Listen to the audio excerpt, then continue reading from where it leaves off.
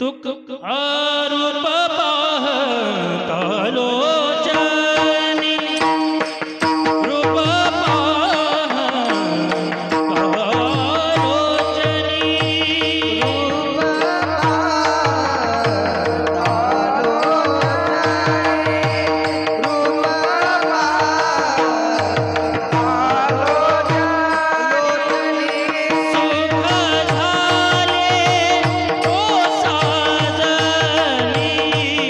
सुख झाले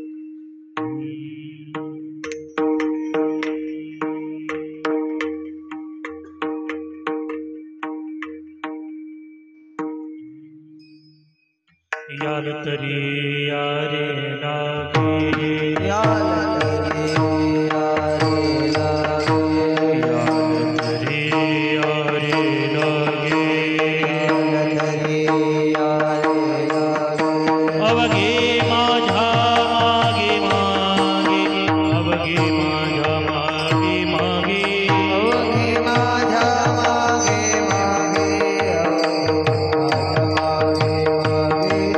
अवघे माझ्या मागे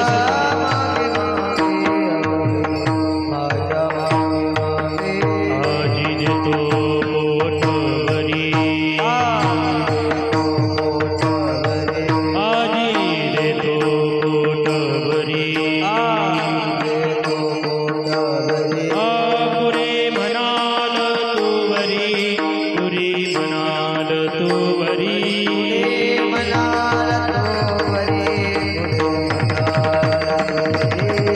पुढे म्हणाल तो बरे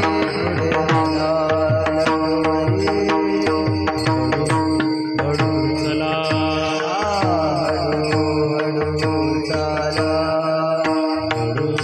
हळू चला कोणी कोणाशी न बोला कोणी कोणाशी न बोला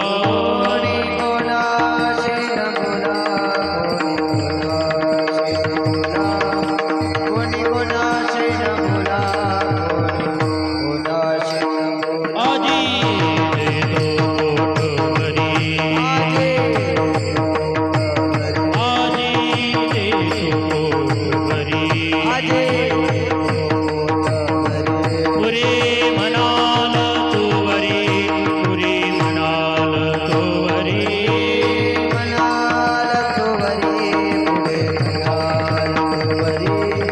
पुढे म्हणाल तो बरे तुका म्हणे सांडा गाठे तुका म्हणे सांडा गाठे इने नका भरू पोटे इने नका भरू पोटे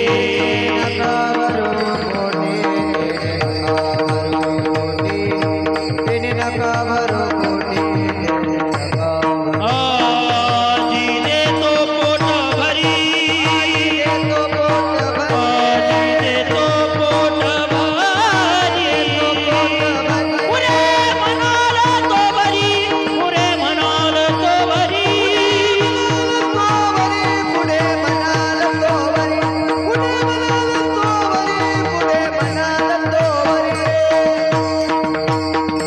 विठोबा रखुमाई हरि हरि जय विठोबा रखुमाई जय जय विठोबा रखुमाई जय विठोबा रखुमाई जय विठोबा रखुमाई जय विठोबा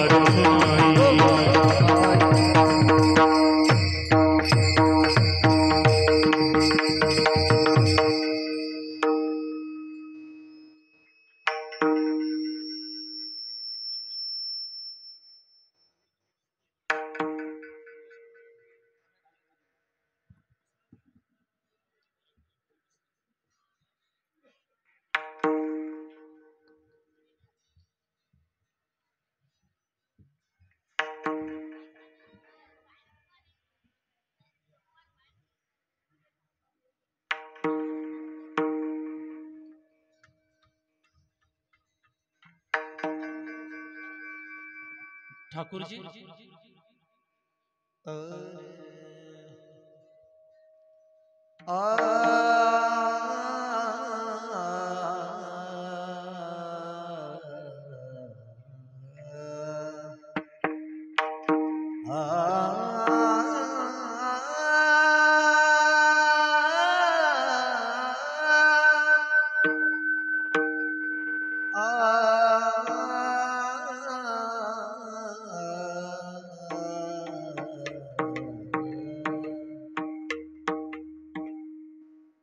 याल तरी यारे लागे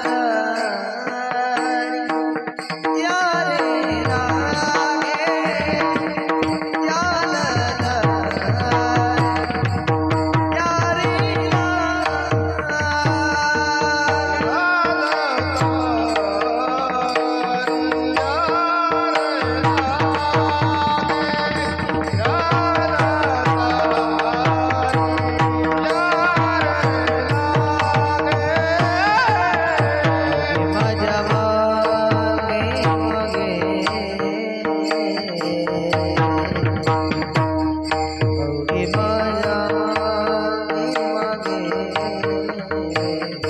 आजी देतो पोट भरी आजी देतो पोट भरी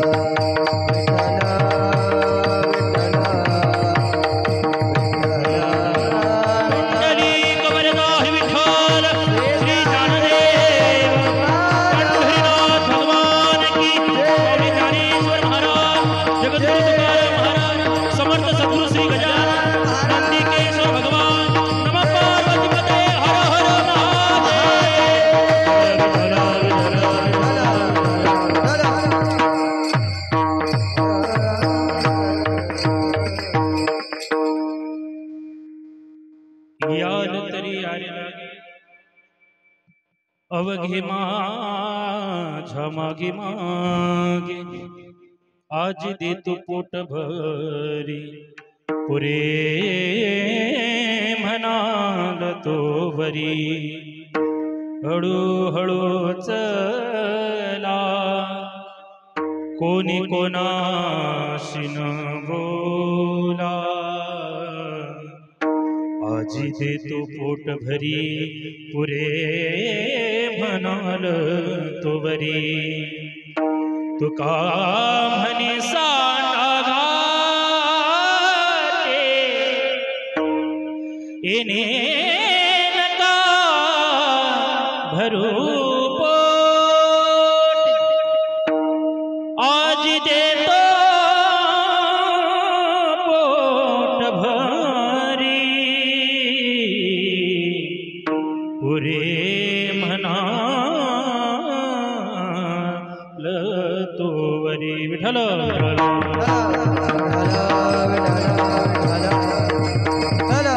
गजाननमहं वन्दे कार्याकारे व्यवस्थितो श्रीगाववासिन् नित्यं सर्वकार्यार्थी सिद्धे हृदय सिंहासन करुनिया माझ्या बैसे गुरुराया गजानना गजाननं ज्ञानमूर्तिं साक्षात् प्रेमस्वरूपिणं गौरीशंकरं दयामूर्तिं भास्करं वन्दे पुनः पुनः वासनात् वासुदेवस्य वासितं भुवनत्रयं सर्वभूतनिवासोऽसि वासुदेवो नमस्तुते समचरण सरोजं सान्द्रनीलाम्बुदावम् जगन्निहितपानिं मण्डनं मण्डनाना करुणतुलसीमालाकन्धरकाङ्गनेत्रं सदैधवलहासं विठ्ठलं चिन्तयामि पाण्डुरङ्गा करू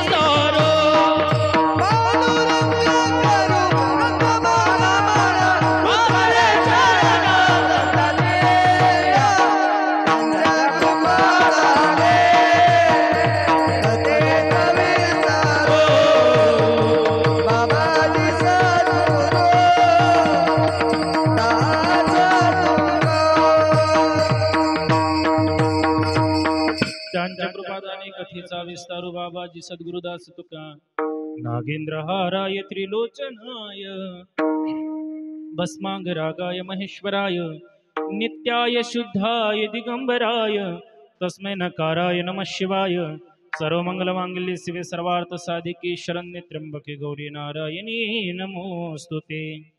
श्री माऊली मेरी मात है पिता मेरो श्री तुकाराम इन दोनों के चरणों में प्रभु मेरा कोटि कोटि प्रणाम।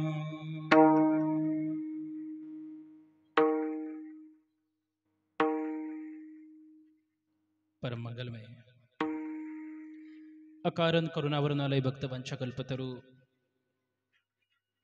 भगवान प्रभू रामचंद्रजी यांचं आराध्य दैवत भगवान नंदिकेश्वराच्या या पावन दरबारामध्ये समर्थ सद्गुरू श्री गजानन महाराजांच्या वास्तव्याने पुनीत झालेल्या या श्री क्षेत्र शेगाव नगरीमध्ये उपस्थित जनसमुदाय ज्या पवित्रतम निमित्ताने आपण उपस्थित आहोत त्या निमित्ताचा शब्द परिचय करणं अगत्याचं आहे।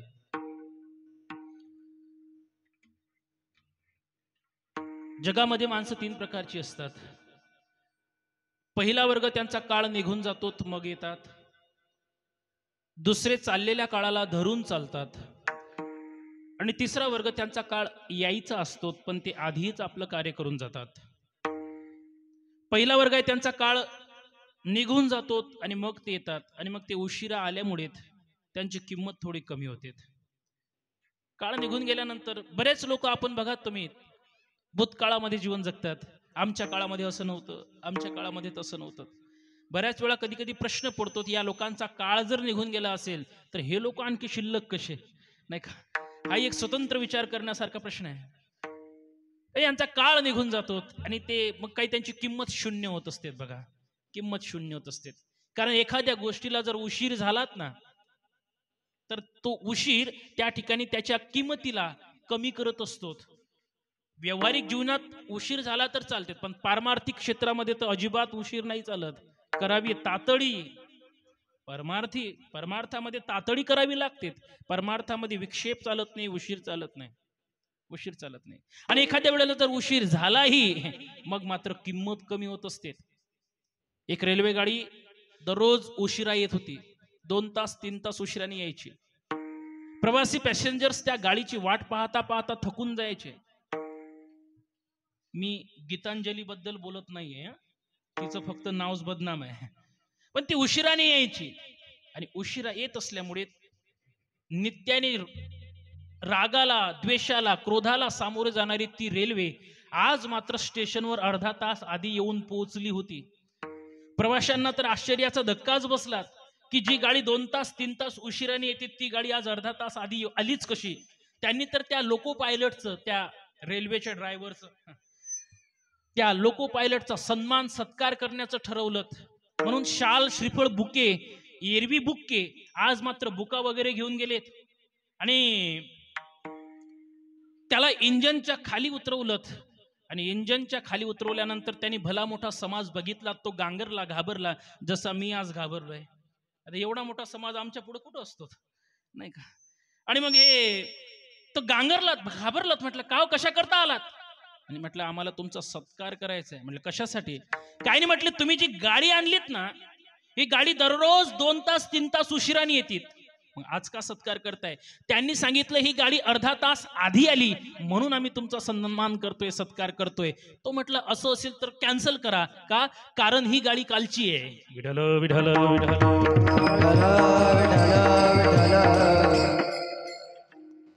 थोडं आता स्वतःला 5G मध्ये कन्वर्ट करा. 5G मध्ये बदल करून घ्या. 2G नका राहू. आता समजून घेत जा शाब्दिक सांकेतिक शब्द. उशीर झाला, गाडीची किंमत, त्याची किंमत कमी झाली. हा पहिला वर्ग आहे. दुसरा चाललेल्या काळाला धरून चालतो, तो बऱ्यापैकी ऍडजस्ट करत जातो. एक आंग्ल भाषेमध्ये सूत्र आहे बघा, adjustment is the best policy म्हटलं गेलंय. माणसाच्या जीवनामध्ये तडजोड करणं हा प्रपंचाचा अविभाज्य घटक बनलाय. काळानुरूप माणसाने बदललं पाहिजे, कारण परिवर्तन ही जीवन का नियम आहे. एक वाक्य बोलेल बघा, सतत बदलत राहणं हा बदलणाऱ्या जगाचा कधी न बदलणारा इतिहास आहे. विठ्ठल विठ्ठल विठ्ठल. बदललं पाहिजेत काळानुरूप. कधी कधी धोत्राच्या बॉर्डर जाळ्या होतात, कधी बारक्या होतात, नाही का बाबा? काळानुरूप माणसाने बदलावं. आणि तिसरा वर्ग आहे जो माझ्या प्रास्ताविकेकरता मला पूरक आहे, तो वर्ग अद्भुत आहे, तो वर्ग दिव्य आहे. त्यांचा काळ यायचा असतो पण आधीच ते आपलं कार्य करून जातात. आणि अशा लोकांना फक्त एकच शब्द वापरला जाऊ शकतो, ते म्हणजे महापुरुष. भगवान श्रीकृष्ण परमात्मा 5000 वर्ष झालेत पण त्यांनी तेव्हा निर्माण केलेलं गीता तत्व आजच्या जगाचं सोल्युशन आहे. माझ्या ज्ञानोबारायांना 725 वर्ष झालेत पण त्यांनी तेव्हा निर्माण केलेली ज्ञानेश्वरी आजच्या जगाचं सोल्युशन आहे, सोल्युशन नाही. जगद्गुरु तुकोबारायांना 400 वर्ष झालेत पण त्यांनी तेव्हा निर्माण केलेला गाथा आज 23-24 मध्ये फिरलेला माथा जागेवर आणण्याचं काम करतोय. म्हणजे हे संत महात्मे फार आधी जगलेत पण पुढल्या काळाची व्यवस्था लावून गेलेत. आज हा मंडप जो या ठिकाणी फुललेला आहेत ना, हा एक त्याचाच परिपाक आहे. पूज्यपाद थोर संत प्रातस्मरणीय अनंत कोटी ब्रह्मांड नायक समर्थ सद्गुरु श्री गजानन महाराज हे जर आपल्या या शेगाव शिवगाव नगरीमध्ये आले नसतेत ना, मला नाही वाटत आपण अशा पद्धतीचा सत्संगाला सामोरं गेलो असतो, अशा पद्धतीचे सोहळे साजरे केले असते. आज ह्या समर्थ सद्गुरु श्री गजानन महाराजांचं देणं आहे आपल्याला. हे सद्गुरूचं देणं आहे की आज शेगाव मध्ये नव्हे संपूर्ण महाराष्ट्रभर वैष्णव संप्रदायाची पताक धुरा जर कोणी सांभाळली असेल, वाढवण्याचं काम केलं असेल, ते फक्त माझ्या समर्थ सद्गुरू श्री गजानन महाराजांनी केलं. आणि आज त्यांच्याच मुळे, त्यांच्याच आशीर्वादाने, त्यांच्याच या आशीर्वचनामुळे या शेगाव नगरीमध्ये, या शिवगाव नगरीमध्ये शिवाच्या समोर, नंदिकेश्वराच्या समोर आपण गेल्या 7 दिवसापासून शिवमहापुराण कथेचं श्रवण करत होतात. आणि कथा श्रवण करत असताना 7 दिवसामध्ये अत्यंत आनंद आपण या ठिकाणी व्यक्त केलात. आनंदामध्ये हा सोहळाही पार पाडलात. आणि म्हणून हा सोहळा आनंद व्यक्त करत असताना नित्याने आपण रात्रीला कथा श्रवण करत होतो, उन्हाचा पारा लक्षात घेतात कथा रात्रीचे ठेवलेत, पण तरी सुद्धा आज काल्याच्या कीर्तनाला बहुसंख्य आपण उपस्थित आहात. टाळकरी मंडळी सुद्धा आहेत. प्रामुख्याने या ठिकाणी श्री महाराजांचा मला परिचय नाही, बहुतेक आपण कथेसाठी इथं महाराज आहेत, स्वतः कीर्तनासाठी येऊन बसलेत. खऱ्या अर्थाने महाराजांचं मोठेपण आहे. त्यानंतर आमचे गुरुबंधू आकाश महाराज तिकेलेत, यांचं जैन मंदिराच्या जवळ श्रीमद भागवत कथा चालू आहे. पण महाराजांना विनंती केली आणि महाराजांना विनंती केल्यानंतर एवढं मोठं व्यासपीठ सोडून आज महाराज फक्त कीर्तनासाठी उभे राहिलेत. हे महाराजांचं मोठेपण आहेत. समर्थ सद्गुरू श्री गजानन महाराजांच्या पालखीमध्ये मृदंगाची साथ देणारं वैभव ज्याला म्हटल्या जातं, आमचे सागर महाराज कडू स्वतः आज आपल्या कीर्तनासाठी उपस्थित आहेत. खऱ्या अर्थाने त्यांच्या मृदंगाची थाप पडल्यानंतर तुम्ही 5-50 डोलून राहिले, त्यात नवल नाही गड्या. त्यांची एक मृदंगाची थाप 1000 लोकांना खेळवतेत, 1000 लोकांना नाचवतेत. एवढं श्रेष्ठपण, एवढं थोरपण बाबांनी त्यांच्या माध्यमातून दिलं. आमचे तळेगावचे टाळकरी मंडळीत एका शब्दात बिचारे काम धंदे सोडून या ठिकाणी आलेत. खऱ्या अर्थाने हे त्यांचं प्रेम आहेत. आमचे कार्यकर्ते मंडळी सर्व झटून राहिलेत. विशेषत्वाने आज ठाकूरजी या ठिकाणी उपस्थित आहेत, मलकापूरवरून आलेत. अन्नदानाचं त्या ठिकाणी काम पाहून राहिलेत. विशेषत्वाने माझं तुम्हाला वाटत असलं महाराजचं लक्ष नाही, पण लक्ष आहेत. आमचे मोताळ्यावरून सुद्धा मंडळी आलेत. आमचे पिंटू दादा असतील, त्यानंतर प्रेम दादा असतील, हे सुद्धा फक्त आणि फक्त ते गजानन महाराजांच्या दर्शनासाठी नित्याने लोक येतात, ते हजारो येतात. पण फक्त आणि फक्त सप्ताहाला भेट द्यावी दर्शनाच्या